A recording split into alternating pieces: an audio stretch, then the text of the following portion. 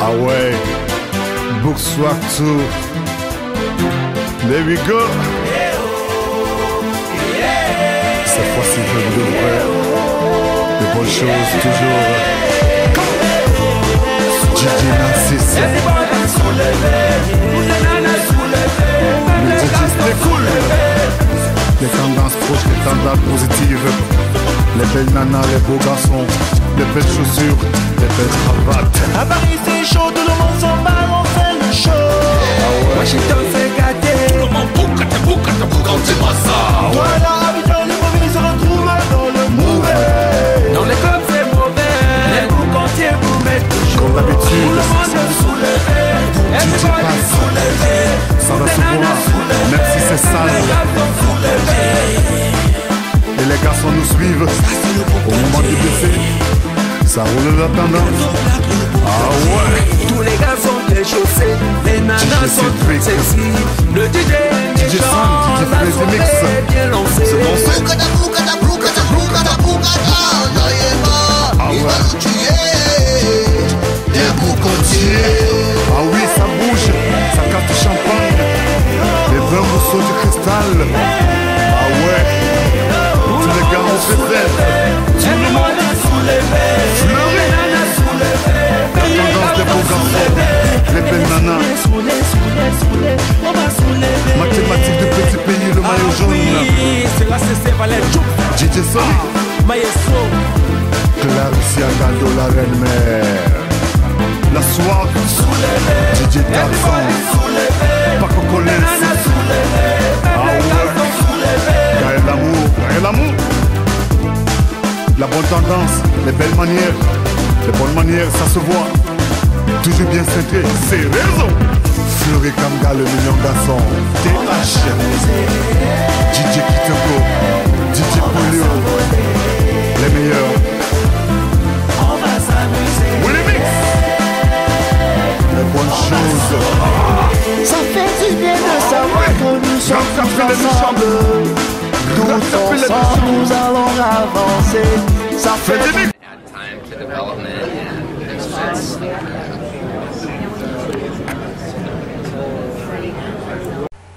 Bonjour Afrique, mon Afrique TV, un plaisir, un honneur une fois de plus de vous avoir aussi nombreux connectés. Nous sommes là à la deuxième journée du sommet international des investisseurs du monde entier, organisé ici par le gouvernement américain, avec la collaboration du ministère du Commerce et du ministère des Relations extérieures. La deuxième journée qui vient donc d'être ouverte avec la visite des tentes.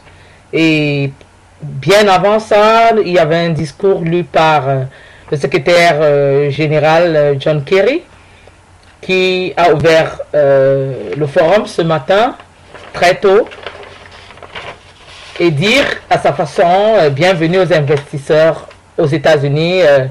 Le forum qui hier était ouvert par le président Barack Hussein Obama, qui une fois de plus a invité les organisateurs à se rendre nombreux aux États-Unis et leur dit que toutes les opportunités les sont ouvertes ici.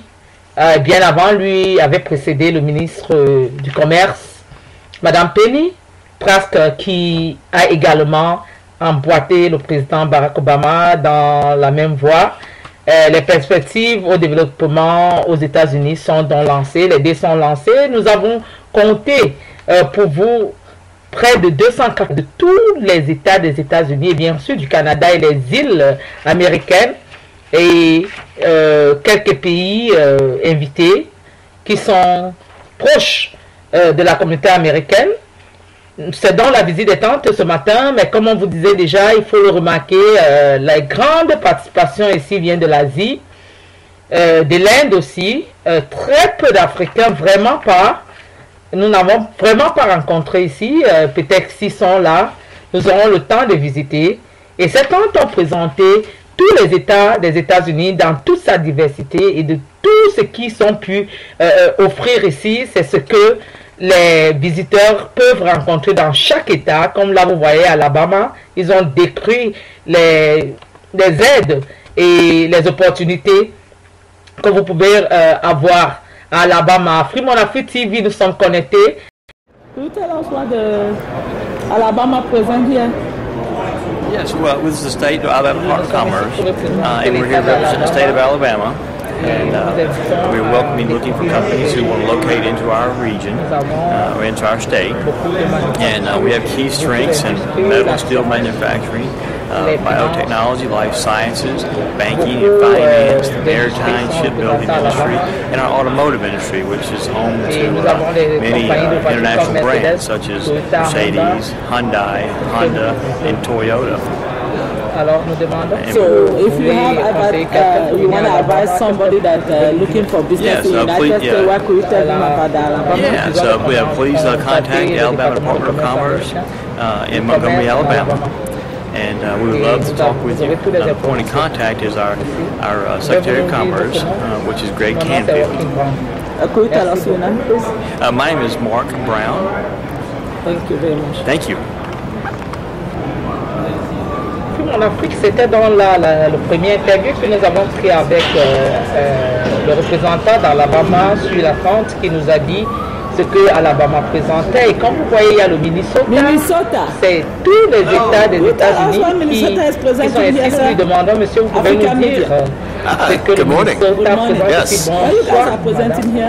We are here to tell the world about our centers of excellence in medtech, food and water technology, innovation technology, advanced manufacturing. We are a place for headquartered businesses, creative services. Back to medtech, we are the leader of medtech device manufacturing, with the likes of Medtronic being headquartered in Minneapolis, St. Paul. On the food side, Cargill, General Mills, Mosaic. We are a powerhouse, and we are here to tell the world. My name is Jeffrey Rainey with Greater Minneapolis, St. Paul. Je suis ici pour représenter Minnesota.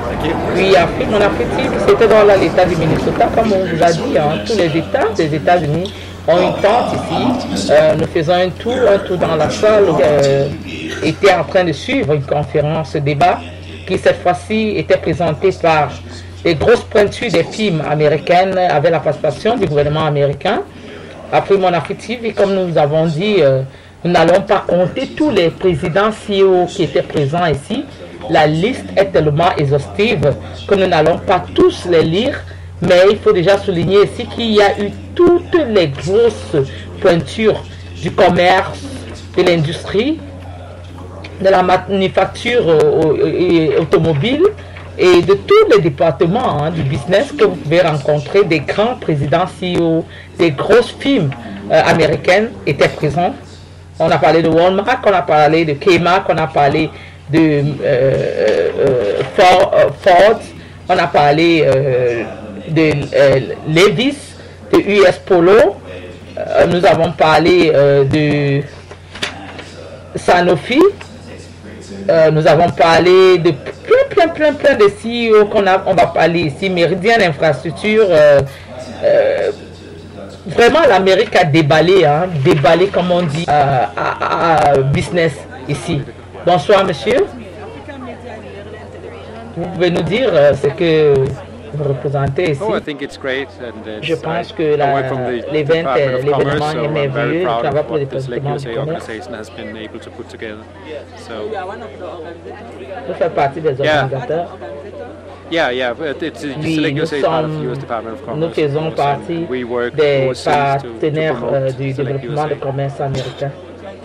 Je vous donne ma carte. Hi there. Bonsoir madame, est-ce que vous pouvez nous dire ce que vous pensez? Oui, l'événement est fabuleux.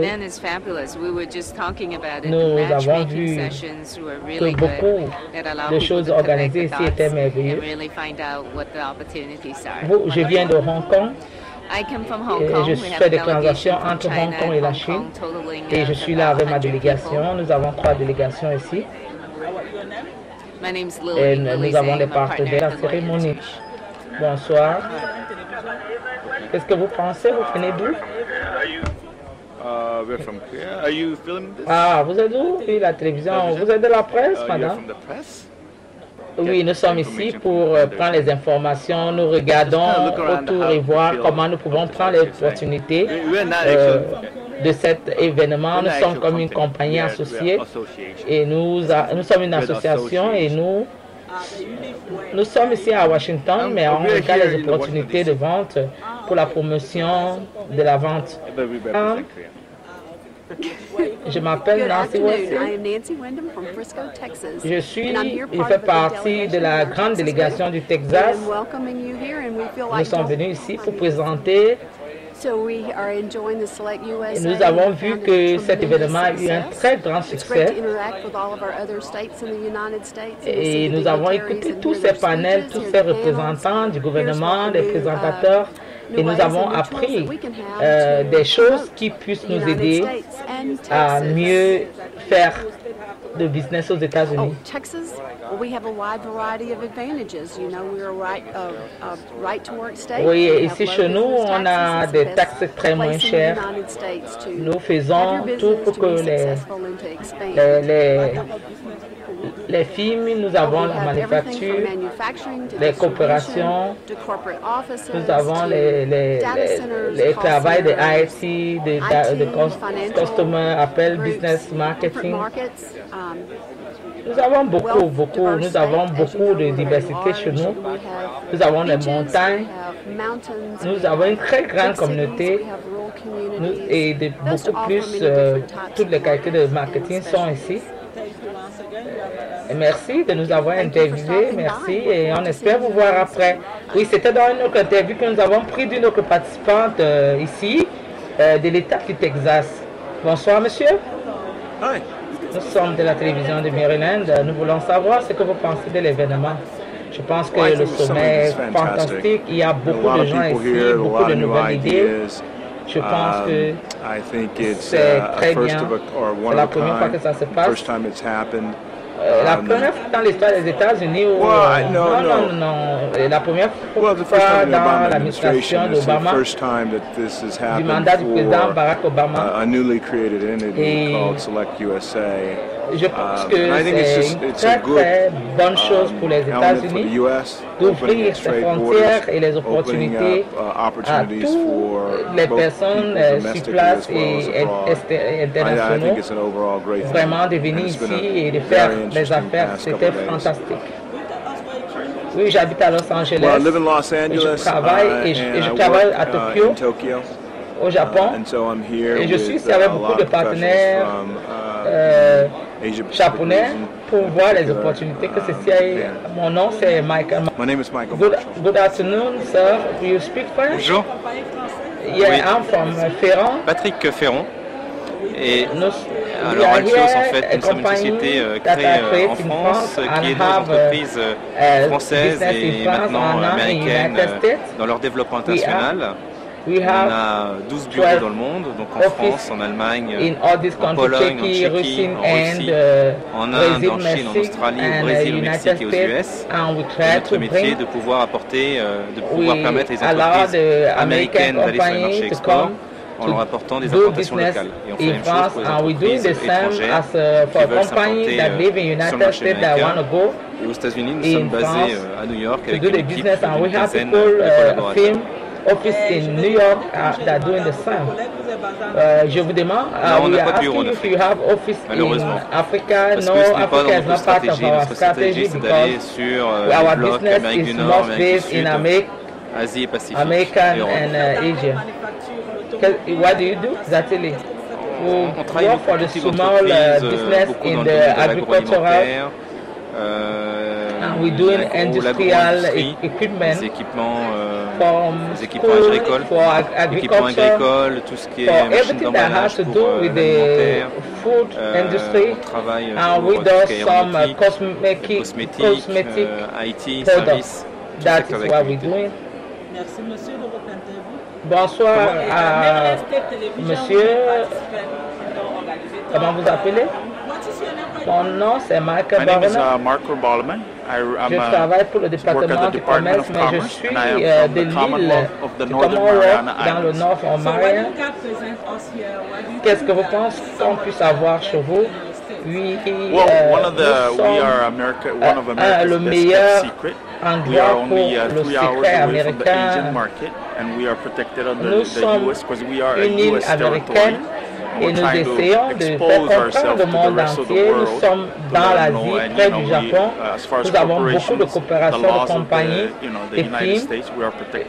Et nous sommes ici pour dire à tout le monde qu'il y a beaucoup d'opportunités chez nous, dans comme le tourisme, la manufacture, pour les dire que vous pouvez venir à Northern Mariana Island, qui est une île américaine, mais qui est basée près du Japon. Oui, nous sommes des Américains, nous avons la nationalité américaine. Vous êtes près d'où? Nous sommes un peu dans l'océan Pacifique. Nous vous demandons, vous êtes proche de quelle ville? Nous sommes près de l'Australie. Et nous allons vous montrer, madame, nous sommes ici. Voici là où nous sommes, notre île. Quand nous sommes proches du Japon et proche de l'Australie. Donc vous êtes dans le continent asiatique, mais vous êtes américain. Oui, oui. Yeah, so that's why I say we are America's best kept secret. We're trying to let everybody know that we are here and we are open for business, just like our president mentioned. Des affaires, oh merveilleux, monsieur. Thank you. En Afrique, c'est dans la fin de cette conférence. Nous sommes ici à l'hôtel Marriott à Washington DC où nous avons passé 2 jours marathon par rapport au lancement des affaires ici aux États-Unis. La conférence, le sommet pardon, a été ouvert hier par le président Barack Obama qui a lu un discours où il a invité tous les pays du monde entier à venir s'installer aux États-Unis dans le sens de faire les affaires.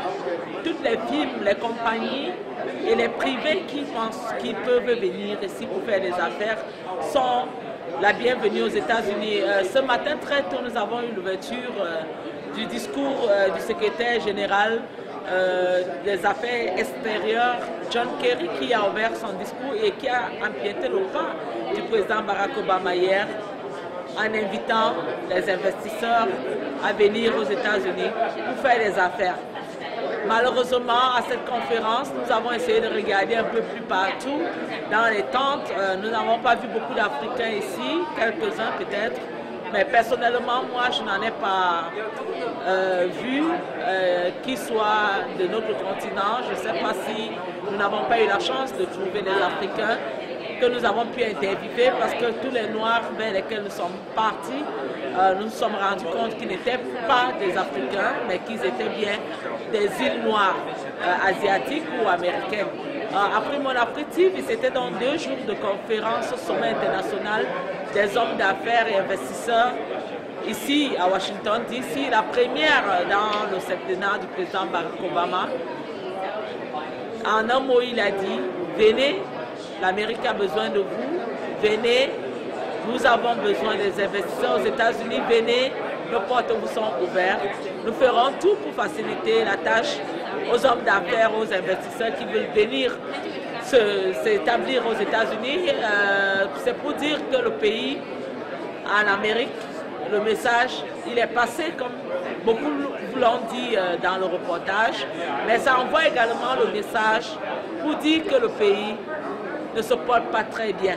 On a besoin des investisseurs ici, certainement, pour rehausser l'emblème de l'économie américaine et pour créer encore beaucoup plus d'emplois, dont le gouvernement américain s'est lancé le défi lors du 2e mandat présidentiel du président Barack Obama. Créer de l'emploi parce que le taux de chômage jusqu'aux dernières nouvelles était à 7%.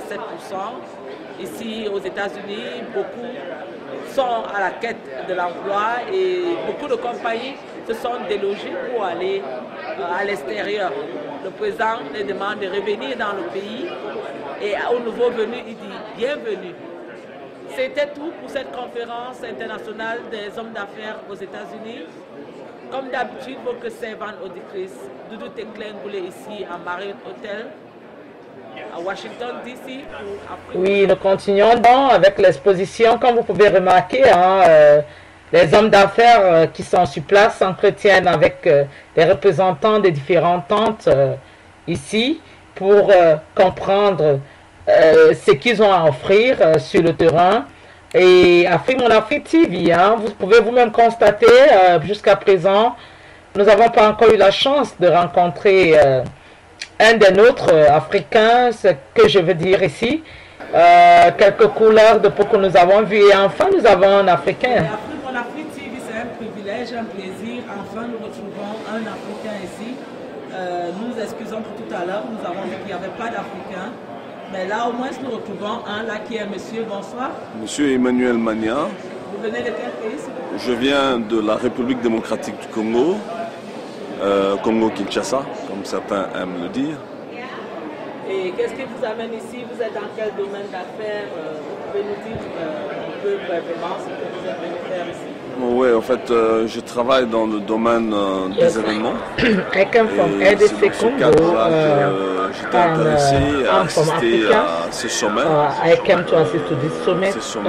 We doing Select we organize en fait, events. je voudrais, c'est vrai, venir comme pour s'intéresser à ce que font les Américains, voir ce qu'ils font, comment est-ce qu'ils attirent and American people that are here. Mais aussi, if you don't want to organize de l'occasion, entrer en contact Africa, avec ces hommes d'affaires as event, a pour business les event encourager or à any venir type of vers nous event, aussi, we are there to help. dans notre pays, pourquoi pas. We know some people could not make it in Africa because of the visa condition. But we that came here, we make sure to be present and to present Africa continent to investors that come here today.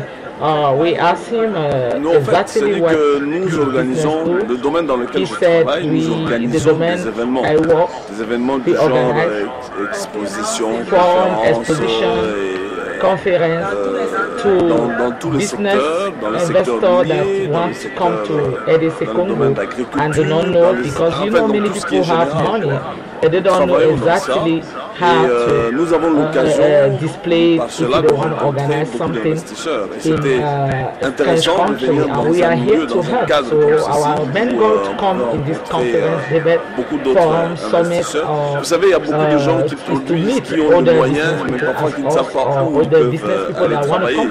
Pendant que nous avons des terrains, des opportunités qui cherchent des gens pour venir travailler. Et parfois, c'est que les gens, beaucoup d'investisseurs évitaient chez nous parce qu'ils avaient l'impression que c'était compliqué, les démarches, ainsi de suite. Voilà. De plus en plus, il y a des ouvertures. Nous pouvons dire à tous ces membres d'hommes d'affaires qui se retrouvent dans des milieux où les affaires sont très saturées. Même je dirais sursaturées.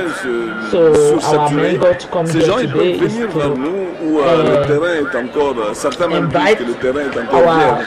Ils peuvent venir travailler, réaliser des grandes choses. Je crois que ça sera leur Africa still have enough space to welcome them. Comme vous pouvez regarder autour de vous, hein, vous n'avez pas vu beaucoup d'Africains ici. Ça veut dire quoi? Nous avons raté le train?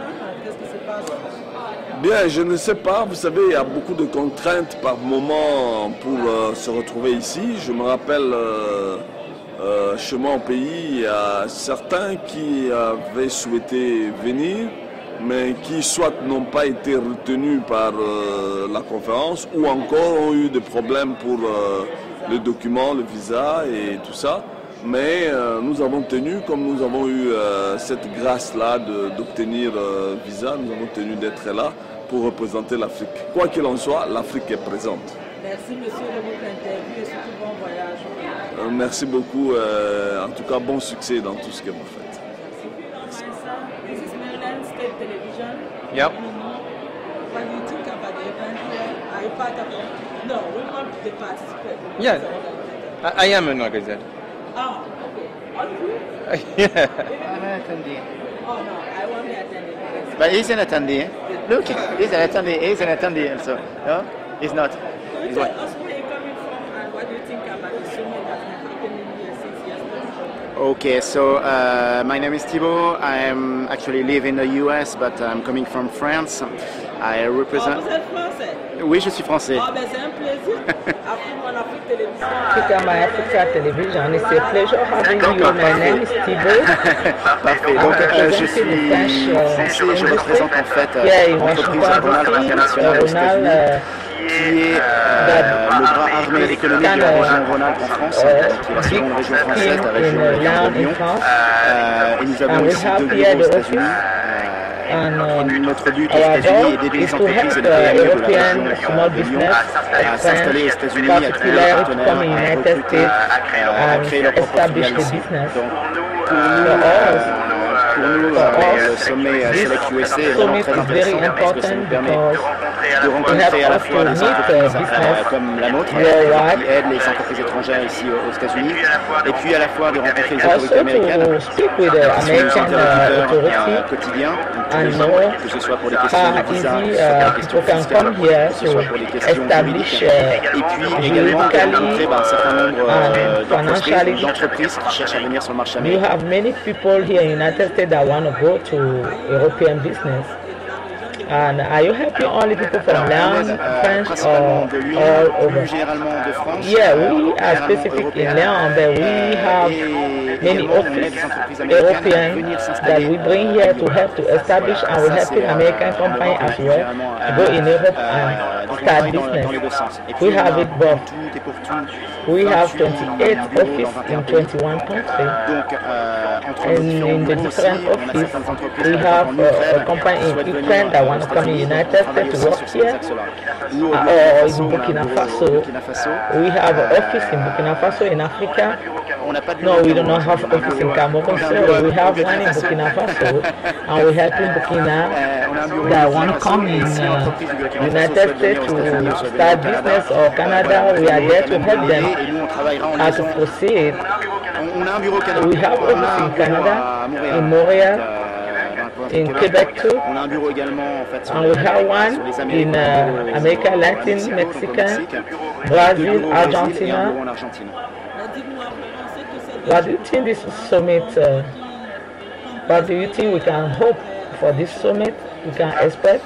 I think we have many messages. The first one is about United States with the President Barack Obama and John Kerry. That is a very powerful message.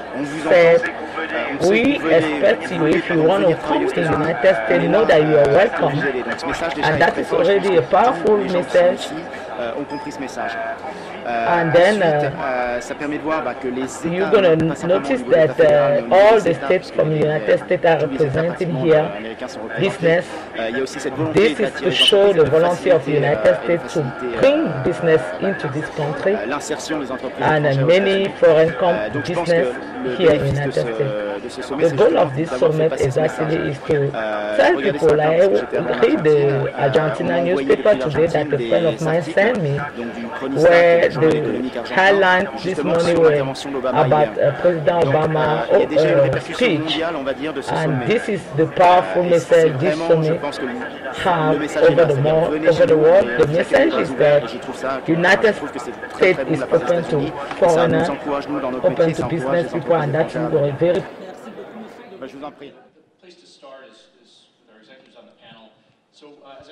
Afrique en Afrique TV, c'était dans l'un des derniers intervenants de ce forum qui venait de prendre la parole. C'était 2 jours très enrichissants. Nous avons suivi beaucoup de commentaires, beaucoup d'interviews. Nous avons vu beaucoup d'étrangers qui ont répondu présents à ce forum. Et ces messages très très forts du président Barack Obama, de son secrétaire d'État des Affaires extérieures John Kerry et du ministre du Commerce, sans compter, il ne faut pas oublier qu'il y a eu beaucoup de CEO présidents des compagnies, grosses firmes industrielles américaines qui ont fait un débat, conférence également, ici Walmart et tout, qui ont parlé du business, de ses impacts, ses bénéfices, ses avantages et les difficultés que cela comporte aujourd'hui dans le système américain. Là, vous avez un panel des hommes d'affaires représentants du gouvernement également qui sont en train d'expliquer actuellement la situation financière aux États-Unis, les affaires, la bourse de New York, la comparaison entre l'Asie, la Chine, l'Afrique, l'Europe et puis les États-Unis. Et ce panel que nous allons vous laisser suivre, malheureusement, nous allons le laisser passer en anglais parce qu'il est long. Mais le message, bref, ici, c'est l'Amérique vous souhaite la bienvenue. L'Amérique vous dit venez, nous sommes là et nous allons vous permettre de vous installer ici avec le plus moindre problème. Nous sommes ouverts aux investisseurs. Afrique Mon Afrique TV, comme d'habitude. Votre servante auditrice de Teclin Ngoulé, j'étais là. Comme nous vous avons toujours dit, partout où le monde bougera, nous y serons pour vous. Ça a été un privilège. Nous avons rencontré 50 États fédéraux des États-Unis qui étaient représentés à ce sommet. Vous avez eu 287 délégations venues de par le monde entier, l'Asie, l'Europe et un peu plus l'Afrique. Nous avons trouvé vraiment quelque peu d'Africains ici, mais il y en a quand même eu un que nous avons pu interviewer, que vous avez suivi. Nous n'allons pas compter tout ce qui était là parce que la liste est exhaustive, mais en un mot, c'est pour dire le congrès était un succès. Ce sommet était l'un des premiers du septennat du président Barack Obama et nous n'allons pas nous abuser si nous disons que c'était un succès total. Afrique Mon Afrique TV, c'est un plaisir, un honneur une fois de plus de vous avoir servi.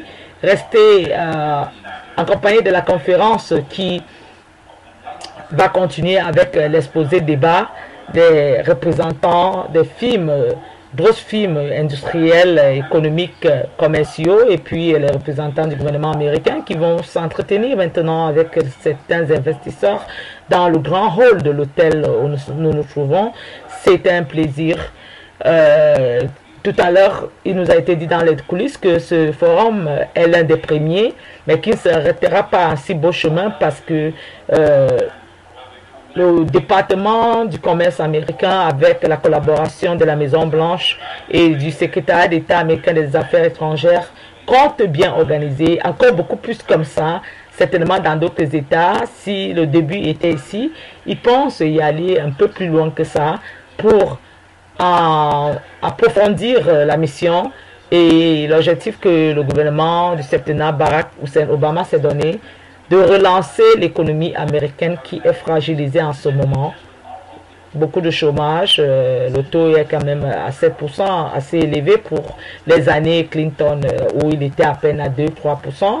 Et en plus, le pays a eu face à beaucoup de difficultés, d'abord avec la fermeture du gouvernement qui venait d'avoir lieu, 2 semaines de chômage pour les employés fédéraux, administratifs, gouvernementaux des États-Unis. Cela a créé un profond trou dans les caisses de l'État que l'Amérique compte remonter avec acharnement dans un travail comme celui-ci qui a commencé, battre le fer avant qu'il ne soit tard, ramener les investisseurs dans le pays, ramener les compagnies américaines qui se sont délogées en grand nombre vers les pays où les taxes et où la main-d'œuvre est moins chère par rapport à l'Asie et l'Amérique latine. Ce beau travail, c'est d'essayer de les ramener ici au Bécaye afin qu'ensemble qu'ils remontent la pente de l'économie américaine. Afrique Mon Afrique TV, c'était tout pour vous. Merci de nous avoir suivis une fois de plus. Restez toujours connectés à Afrique Mon Afrique TV et surtout, n'oubliez pas, faites partie de nous dans notre inscription des boîtes de fidélité d'Afrique Mon Afrique TV, là où vous le suivez. Restez nos fidèles. Au revoir et au revoir. Merci, Doudou Teclin Ngoulé, c'est mon nom, comme d'habitude, votre servante auditrice. J'y étais pour vous. Partout le monde bougera, nous y serons. Afrique Mon Afrique TV, c'était tout. Au revoir. Et nous vous laissons accompagner de ce débat table ronde qui parlera tout simplement de la situation économique et des affaires aux États-Unis.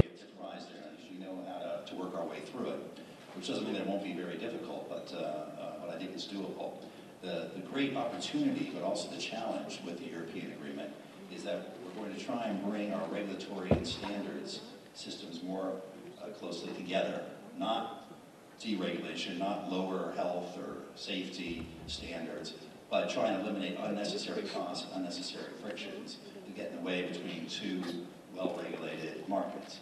And that is something that's going to take some creativity.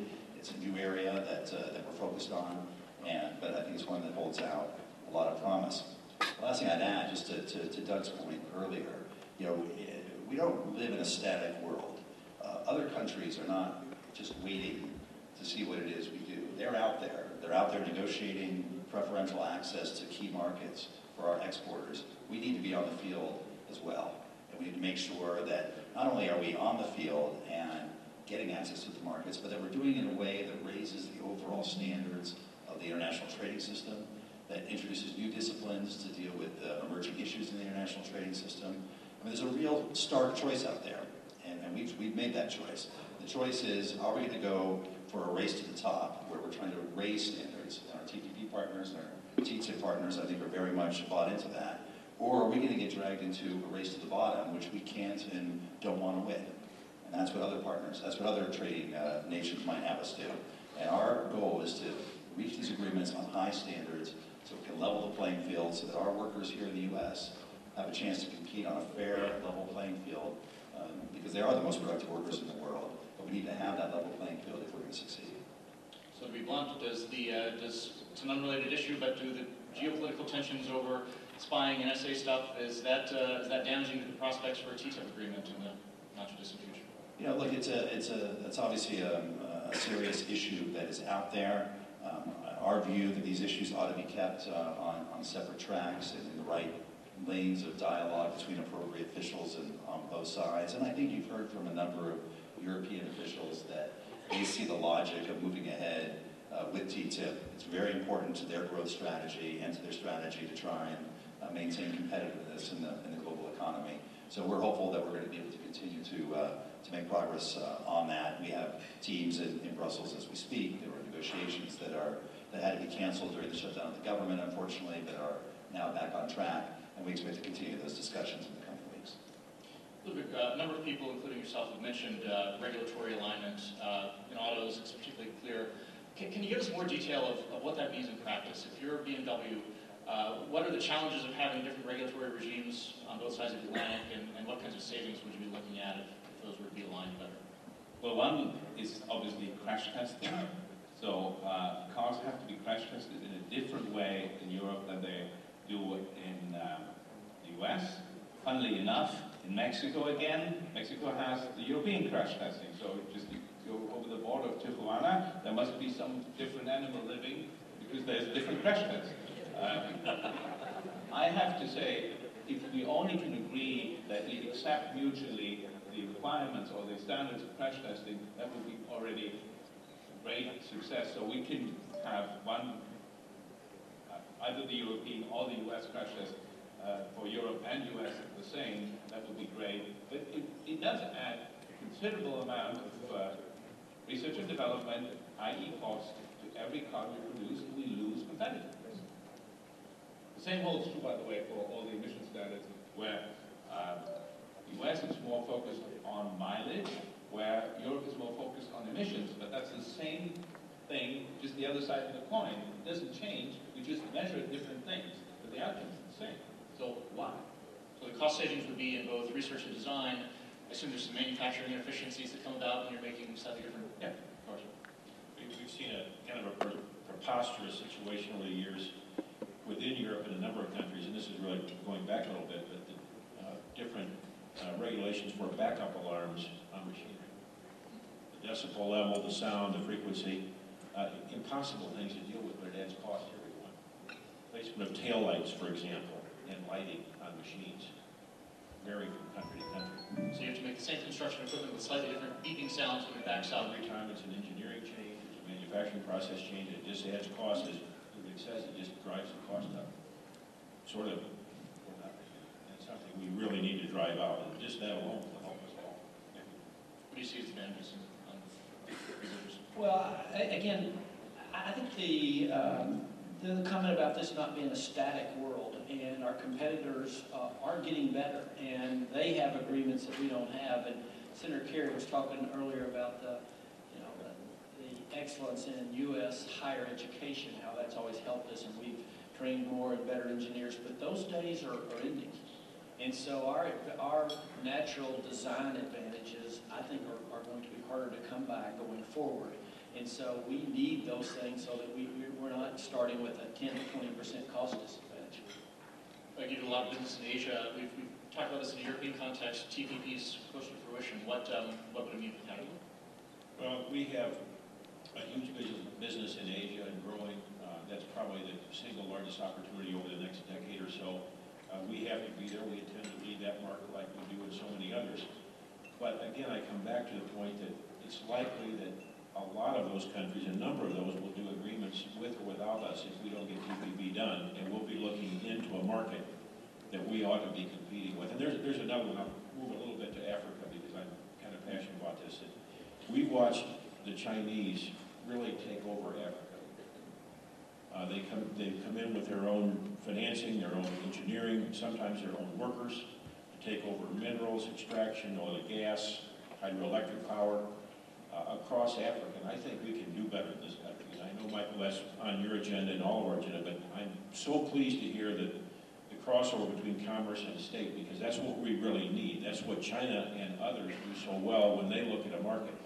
They combine all of their assets, all of their possibilities to go after business and try to win customers over. I think we can do that, and I admire that. I really think the commerce-state combination can be very fruitful. We'd like to help with that as well. It's a great opportunity. Ambassador, so Trade Promotion Authority is a big issue. What do you see as the prospects in Congress for you and the President to get Trade Promotion Authority, to get fast track? What would it mean if you don't? Can you successfully negotiate these agreements if that's not a part of the equation? Well, the President has made clear that he'd like to get Trade Promotion Authority, that it's a critical tool for being able to move these agreements, make these agreements real and implement them. Just this week there was a hearing in the Senate Finance Committee on TTIP actually, where Chairman Baucus and Senator Ashe both talked about the importance of moving forward on Trade Promotion Authority, and we are working with the Finance Committee and the Ways and Means Committee, both Democrats and Republicans, to try and move this forward as quickly as we can with as broad support as we can possibly have. We think it is a critical tool ultimately to getting agreements through Congress and implemented, and that's what we're trying to get done. I mean, I assume if you're rooting for some of these deals, you would like to see it as you would like to see the U.S. government have as strong a negotiating position as possible. Right. I mean, at the end of the day, one of the things we understand in Tennessee is that governments don't create jobs. But we do set the conditions for that to happen. So we've worked really hard in Tennessee. We have the lowest debt per capita. We have one of the lowest 2 or 3 total tax rates. We've got great infrastructure. We've done all the things that we think that we can do to help this be a great, productive work environment. But there are certain things that are out of our control that dramatically impact jobs in Tennessee. And like I said, so when I hear auto manufacturers tell us, we love being in Tennessee, we love the work environment, but if we had this agreement in place, we could produce X more jobs. Well, it's a little frustrating to me as a governor because it's something that's out of my control, but it's also critical for me to get involved to lend that voice, whether it's in Washington or anywhere else I can, to raise it. Like I said, we've worked hard to set up a great working environment in Tennessee, and we think we have it. But then there's certain things that are beyond our control at this point. So I understand everyone on this panel is an enthusiast of these agreements, but I think you do want to be clear-headed about some of the competitive costs. I wonder, for example, in the construction and mining business, what you see is the competitive threats that would come from others who could, unfortunately, would be less expensive. What are the competitive challenges you'll face if some of these deals come to be, and how confident are you that Caterpillar can fight them off? Well, that's a great question, and one we're battling on many other fronts, and it comes back to really the competitiveness of the United States. And you get into things like the education system, our taxing system, and all the things that make U.S. companies competitive vis-a-vis our competitors around the world. And that's another broad subject we could probably spend days on as well. But to have a level playing field between Ex-Im Bank and tariffs and the ability to penetrate markets that are open is kind of the foundation of all of this. I think past that, then it's up to U.S. companies to be as competitive as we can, and it's up to the American government certainly to help us all be as competitive as we can to create manufacturing jobs, new jobs, and job growth. I kind of look at it in that 3 steps of foundational work, but the opening of markets is fundamental to starting the process. We can be competitive, as I've described. We export an awful lot from the United States. We work hard every day on internal labor agreements, on and we've spent a lot of time on our education system. But if we don't have those markets to start with, the rest of this is sort of benign. We've got to be there to play. What, again, in the auto business, what do you see as the competitive threats you would see if these deals come to be from foreign imports? Well, we love free trade and we love competition. I can only tell you that made us strong over the last 50 years. From a humble company with 4,000 employees in the early 60s to way north of 100,000 today. We are the most successful premium manufacturer in the world, meaning that in Europe, for example, which is still our biggest market, there is free trade, and we use the competition. We love to take our competition on and see who is the best. So if we're not afraid of anything, then it's competition. So your workers in Spartanburg can fend off competition and not skewed by protectionism. That would be really what we're looking for unilateral free trade that would certainly grow our business. Government, same question. What are the advantages that workers and manufacturers in Tennessee have that make you confident that in a more level playing field they'll prevail? Well, a couple things. At the end of the day, it's going to be about having the right trained workforce, and we're doing everything we can to make certain we have enough engineers, enough welders, enough IT professionals to provide that product. We realize there is a downside. I think part of your question is there a downside to these agreements? And there are. I mean, we not only make cars and medical equipment, we also grow a lot of tomatoes, and our tomato farmers would tell you since NAFTA, their tomato sales are down. But they also say, hey, ours are better, in the long term, we're going to win. We realize you are opening up our markets to that process, but like Ludwig said, we kind of believe in competition, and we'll take our chances in that world. Our job is to set the right structure, make sure we have the right environment for business to go very predictable so they know what they're dealing with, and then to make sure we're training the right workers, and we think we're doing that. Point out, Mr. Froman, do you see any ways that some of the losers in these trade deals, some of the industries that face more competition, more challenges, is there a way to help those workers? Is there a way to ease some of that difficulty?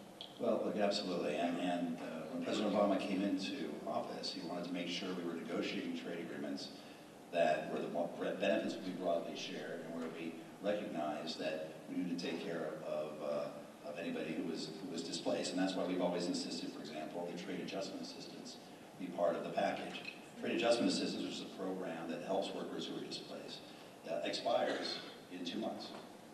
It's always been linked to Trade Promotion Authority.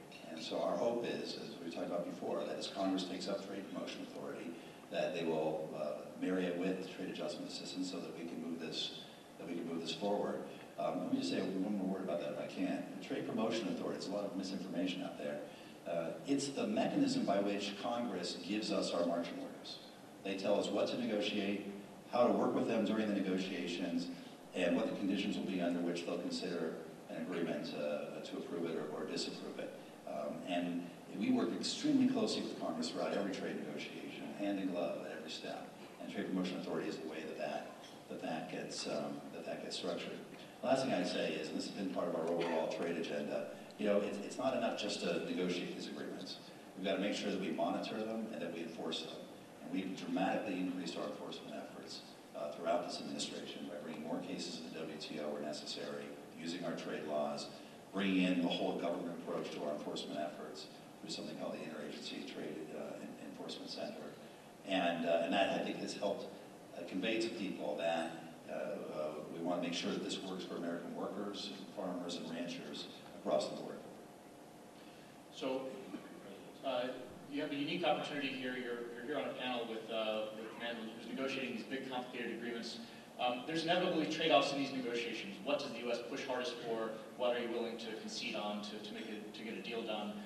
From the perspective of Tennessee or from Caterpillar or from BMW, what would you urge the U.S. government to focus on as they make these trade-offs between service industries and autos and farmers and all the different interests involved in these negotiations? I'll start.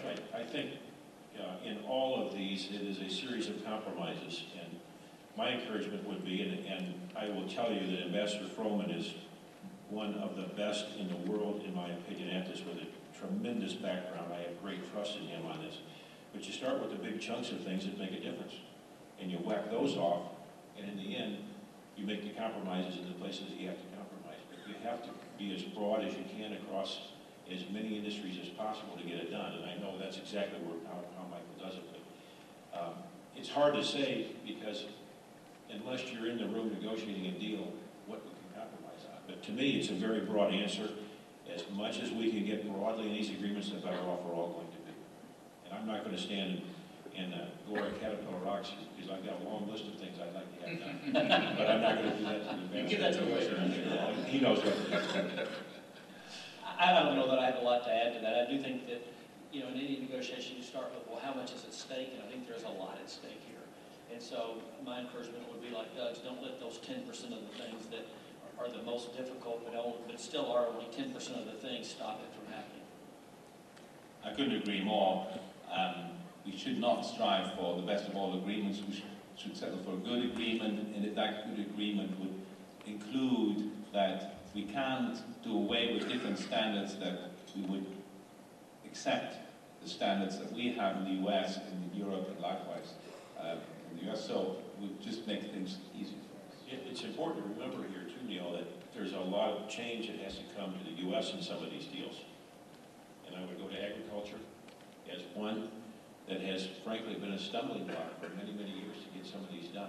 And as a result, that has to be managed as well. So it's a very difficult set of negotiations when you're going after some of the very backbone of it's made our country what it is. But Doug, I'm afraid that's the same. It is the same in Europe and Japan as well, for that matter. So, Ambassador Broman, tell us the pathway from here. What does this next period of time look like as you and your staff at USTR try and come to a deal?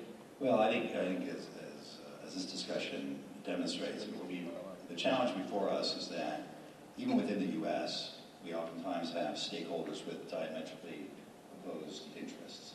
And our job is to figure out what the best approach is to support the greatest number of jobs, the most growth, the most benefit for the U.S. economy. To come up, sometimes that requires a balancing, even among domestic interests, and then to go to 11 other trading partners in the case of TPP or the EU in the case of TTIP, and figure out a landing zone where it's a win-win for everybody. Nobody gets 100% of what they want in 100% of the chapters, but we have to be able to, at the end of the day, look at the package as a whole, and that's why we try and take as comprehensive approach as possible. Look at the package as a whole and make sure that it's serving both our interests and our values, and that it's supporting what we need to support here in the United States in terms of job creation, growth, and strengthening the middle class. Those are our watchwords. And everything we do is tied back to those three objectives. So we'll be working over the course of the next couple of months on TTP, and as TTIP gets up and running into those areas to try and achieve that objective. And hope there are no more government shutdowns that stop you from it. That would be nice. Yes, indeed. I mean, a couple of you have mentioned agriculture, which is not really represented up here today. The governor, you have the tomato industry in Tennessee, so I'll use you as a proxy. What do you say to a tomato farmer? What do you say to somebody who's being asked to make real concessions on what kinds of subsidies they receive for agricultural work? Right, and that is obviously the difficult piece. Like I said, I don't know the number, but I've seen somewhere what the number of Tennessee's produced now versus pre-NAFTA, and there has been a hit. Not picking on tomatoes, but we can do anything like that. A couple of things. Number one, at the end of the day, I think food today is more and more about quality. Number two, it's about access to markets, and the whole, farm-to-table deal has become a huge opportunity for local growers. And I'd say, look, let's keep concentrating on the markets that you know you can do well on with quality. Again, we'll keep specifying tomato farmers. I'm pretty confident your tomatoes can be better than those ones brought in. Let's sell that. NAFTA has been mentioned a couple of times in the context of autos. You can export to Mexico quite easily. Brazil, there's suddenly a very high tariff. What are the lessons of NAFTA and from over these last 20 years, and what implications do they have for how these agreements come to be? Well, obviously, NAFTA, I would call it's a model case how we should move on, but I'd also like to, just to stay in the American context, just see how it works now with South Korea. We have free trade as well, and that works perfectly. We're doing great with South Korea, even though they have a strong automotive industry themselves. So I think it really is about embracing free trade full-heartedly in WACA. Any lessons for Caterpillar from NAFTA? I think virtually all the empirical data and evidence will show that NAFTA has been a tremendous winner for all three countries, and especially this one. For our company, it's been huge. We've been able to take advantage of a tremendous oil and gas business in Canada, a lot of development in Mexico, and a tremendous benefit to the U.S. So without NAFTA, I don't know where we would be, frankly, with our export and trade patterns to both Mexico and Canada. And frankly, I think the Mexicans and Canadians I know would tell you the same thing. What do you think the Tennessee experience is with NAFTA 20 years later? Well, again, I mean, if you go back to specifically our exports to Mexico were up 8 times and to Canada up 3 times. And so are there winners and losers in the process? Yes, but net, the state is way ahead. Like I said, at 8 times with one company and 3 times with the other. Let me just add one metric here, and that's basically only true because of free trade agreements that we have around the globe in the last 20 years. Our production, the last 7 years, I'd say, where this is usually a model cycle, has gone up in the US by 40%. But export has gone up by 70%. So it really shows how free trade fosters growth. So just to close up, I would ask each of you to think through and give just a couple of comments on what you expect the world trade to look like in the next year or two, and what you would hope to see. What are the great things, the great opportunities, the great risks, and most likely outcomes, the things that you would expect to see out of both the European and Pacific agreements? Il s'appelle le Gando Black. Oui. Gando Black. Nous revoici. Ah oui. Gando Black, le beau quartier. C'est lui. Mathématiques des petits pays maillot jaune. C'est lui. Gando Black. Tout le monde. Qu'est-ce que ça dit dans vos boîtes? Allez-y. Gando Black. Appelez les boucantiers. On va chanter ensemble, tout le monde encore. Appelez les boucantiers. Tout le monde encore. Tout le monde. Ils ont pris la cité. Les boucantiers. Ils vont vous déranger. Ah oui, soyez prêts. Les boucantiers, ils vont vous défouler. Ils sont là. Les boucantiers, ils ont pris la cité. Les boucantiers. Je veux zigouiller, je veux m'enjailler. On veut s'amuser. Appelez les boucantiers. Ils ont de belles voitures, des jolies nanas. Ils sont toujours fringués. Appelez les boucantiers. Tu veux voir du cérézo. Appelez les boucantiers. La Pontinini. Appelez les boucantiers.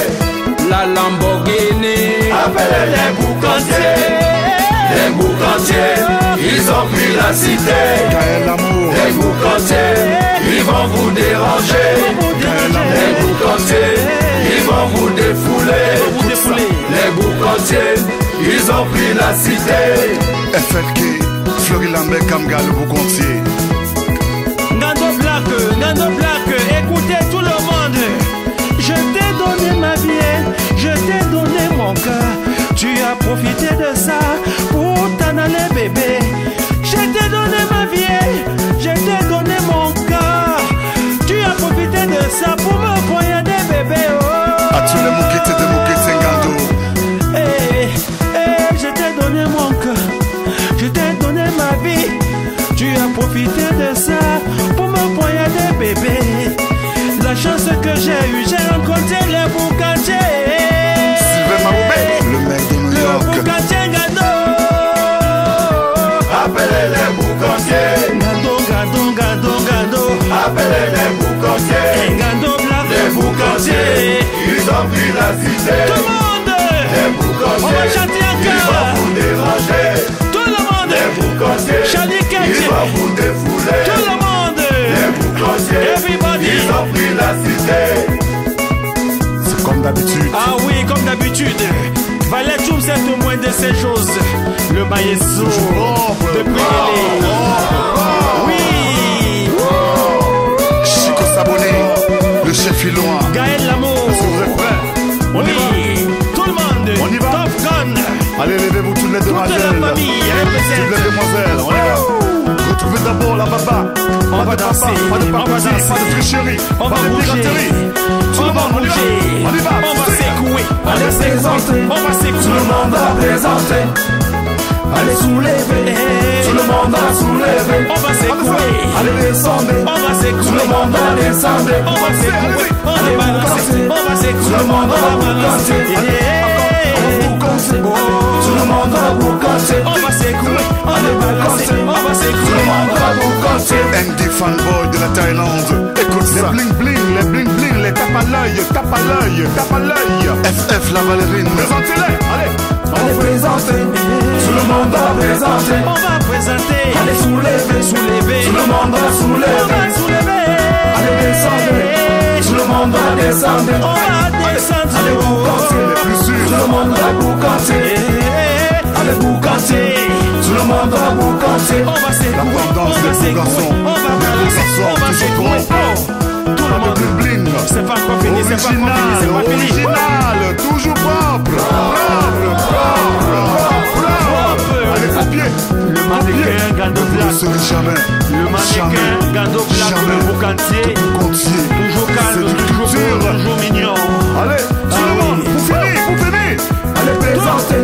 Tout le monde va présenter. Il a présenté. Il Allez a présenté. boucanter. Tout le monde va boucanter. Allez boucanter. Tout le monde va boucanter. Allez, Rendez-vous c'est plus bon, tard. c'est fini. À bord tout le monde.